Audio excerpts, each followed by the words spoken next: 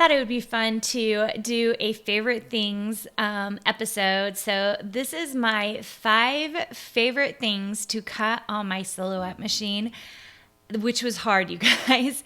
I started writing down all the things I liked, and I was like, how do I narrow it down to 5? So we're going to go backward today, and we'll see if you agree with me. These are my favorite things, but like if these are things that you also like, I know that everybody has their own thing. It'll just kind of be fun to compare, right?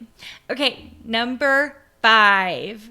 My 5th favorite thing to cut on my machine are ornaments. That sounds like such a funny thing to talk about because this is September, but I've made ornaments not only for my Christmas tree, but also for my Halloween tree.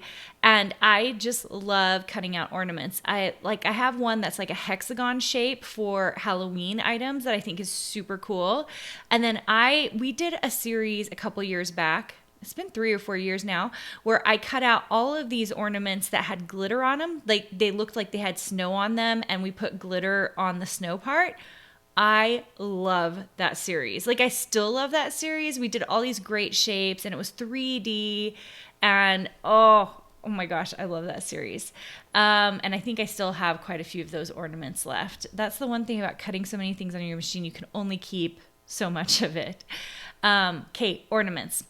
Number 4 on my list is cards. Well, I suspect some of you cards are like your number 1 thing you love to do. It's so hard because I love cards. I keep like a back hold of them so that I can use them for birthdays and thank yous and all that other good stuff. So they're for sure, like they're up there. I just had 3 things I liked a little bit more than cards. Recently I've been doing, you guys have noticed these pop-up cards. They have been so fun. And I went through a very serious, still I'm going through a serious shadow box card phase. I love those. And then I also started doing all those tiny little layered cards. I have tons of those in my shop. I just think they're fun. I think they're so fun. And I try to do them for every holiday. So you'll notice I did pop-up cards in May, but you'll notice a bunch of Halloween ones show up in the next month or so. Or maybe they've already shown up because by the time this episode airs, quite a bit of my Halloween stuff will already have hit my Silhouette shop. So you'll have to go check that out. Okay. Number 3. Number 3 is banners. This has been a new thing because I didn't do a lot of banners before, but I am obsessed with banners right now. And garlands. So banners and garlands go together for me. I've done like flower garlands. I have a great series of banners where you do like a folded fan circle on the banner and then the lettering. And I think they're so pretty. They're so clean looking, but have this great feeling to them. So I love banners. And it kind of did start with the Halloween one. I think the Halloween one was the first one I did. That was this like the fan circle plus the banner background plus the letter. And then, of course, like some extra goodies like bats and ghosts and stuff, which I think makes it really fun. Okay, that was number 3, you guys. We're smoking through this list. Number 2 on my list is vinyl art projects. And you guys will see more and more of these, but like last Christmas time, I think is when it started happening, where I just started getting these big poster boards, or I'd even get smaller ones, and I started cutting out all this vinyl and making art with it. I think, especially for holiday stuff, it is an easy way to change out the art in your house and make it super fun, make it homemade, and just unique and different. So I'm obsessed with it. I actually was just thinking, when I wrote it down, I was thinking about this big butterfly that I had made with like some leaves, and I love that piece so much. And then recently, of course, in Ink Club, we did these huge art posters, but we did them with the Cameo, which is insane. We didn't do it with the Pro, we did it with the Cameo, and like they are just huge. And they're exclusive to Ink Club, so you can't get them anywhere else. They're just freaking fun. They're so fun because they're so big. And then I also just recently taught a Michaels class. I don't know if any of you saw that. So I do it for Silhouette. And so you can find it on the Michaels class website. I don't even know what the website is, but if you went to the Michaels site, you could go to their classes. So I teach for Silhouette, and I taught a bunch of Halloween posters that I then framed with Michael frames. They are so pretty. And I had such a good time making them. And they're more like 8.5 by 11 or 8 by 10. And then one of them I did 11 by 14. And they're just cool. They look so good. I'm like so excited that I did those. So art, you guys, vinyl art. I'm like way into it right now. Okay, number one thing, which if you're sitting there and guessing, I'm guessing you will have guessed right. That's a lot of guesses. Because I'm really known for one thing, and when it comes to 3D cutting, and it is villages. I love villages. Or maybe you said houses, which I totally teach in my Design Suite program. All my Silhouette Designer Master class, like they know how to cut 3D things because I'm obsessed with it, you guys. I mean, if you're watching my YouTube channel, you'll see that I always have this gingerbread house behind me because I love it so much.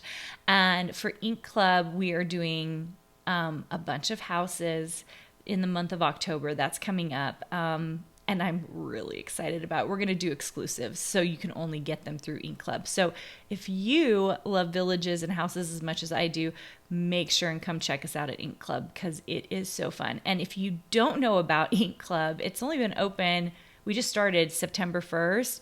You should come in and join us because you have the ability to help us make this membership so cool. Because it's the beginning, I'm getting lots of input from the members so that we can make it the most amazing program ever. And where do you go for that? CarinaGardnerCourses.com/Ink Club. So it's pretty easy. Yeah, you guys, Halloween villages, Christmas villages, Easter villages, Valentine's villages. I feel like I've done quite a few villages, and all at totally different degrees. Like, I mean, I think I have 2 or 3 Christmas villages, and then I have like tiny villages. Like I did all these tiny villages. You guys, I love these little houses, and I love what they look like when they're all together. So if you have a chance to make, especially I would say the Haunted Halloween Village, I think it's in my Silhouette shop. There are 5 or 6 pieces in it. It has like a cemetery. It has like an old chapel. It has a pumpkin mansion. It has like a little bat house. Like, so they all degree, like, they're so beautiful together because I really went out of my way to scale the whole thing so that you made sure and got like different scales of houses so that you could see them all beautifully. And I know my day is coming soon that I get to rebuild that, but I haven't done that one for a long time. And if you're looking ahead towards Christmas, my most popular village of all time is my Christmas village. It has 8 or 9 pieces. It's a lot of pieces. And then it even has some flat pieces, like you can put little deer to hang out in your village. There's a download on my website. You'll have to go searching for it, where we built a structure out of foam, like out of mat board, to build that Christmas village. And it took 3 of us to cut that thing out. I had like a full-time cutter, and I think a junior designer helped. Like the 3 of us cut that thing out. It took so much time. Coolest project ever. Coolest project ever. So if you ever want a challenge, that's the one to go for. Villages. Oh, I love them so much. All right, guys, thanks so much for joining me today. This is kind of like a fluffy and light podcast, but sometimes I forget that many of you are new to me. You haven't been around or I haven't been around for that long, kind of in this setting where I'm talking and telling you guys about things. I have been a designer for a very, very long time and have thousands of products on the internet. And if you want to learn about my strategies for doing that, go check out my design boot camps. Those are at CarinaGardnerCourses.com/design bootcamp, because I've put together some pretty good strategies for becoming a designer who makes residual income. And it is so fun. You guys, I can't even tell you. And so I really haven't had to put myself out there because I've just designed. And so I forget that you guys maybe don't know some of my history. I maybe haven't talked about all the things that I've done just because there's so much artwork out there. Anyway, if you like this episode, please, please, please, please leave me a review. They really, really help this podcast, and I can't tell you how much I appreciate it. I really do. All right, guys, I'll talk to you soon.